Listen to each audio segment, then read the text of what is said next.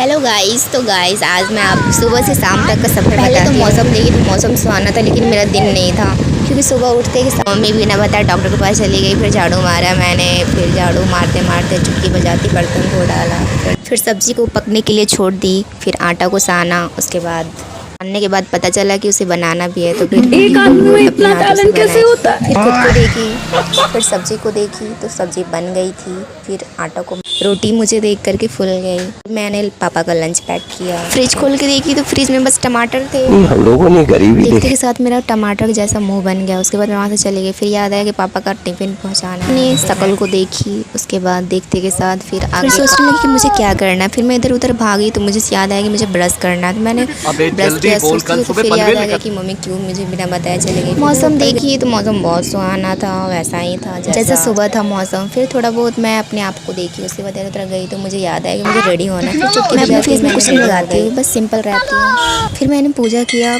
फिर पूजा करने के बाद मैंने नाश्ता खाया। फिर खुद को देखा तो 12 बज रहे थे मेरे फेस में। फिर मैं निकल गई थैले लेकर के बाहर, ताला लॉक किया। उसके बाद बाहर चले गई। उसके बाद खुद को देखा तो फिर से 12 बज रहे थे। फिर बाहर आई तो देखी तो ये कौन सा जेल है, तो फिर इसको खोली। बाहर का मौसम इतना अच्छा था कि इस जेल से निकल के मुझे बहुत अच्छा लगा। उसके बाद मुझे जहाँ जाना था उसके लिए मैं निकल गई। फिर जाती गई। जिस राह पे तुम चल रहे हो बेटा, घास है इतना सारा, एक दिन पूरी तरह फंसोगे। इतना अच्छा सुहाना है। यहाँ पे देखिए तो बंदर दो थे उसको। फिर मुझे जहाँ जाना था वहाँ मैं पहुँच गई दुकान में। चुटकी बजाते ही सारा सामान निकल गया। उसके बाद पहला कस्टमर है, उसको सामान और जाने के लिए मुझे फॉलो कीजिए। राधे राधे, बाय।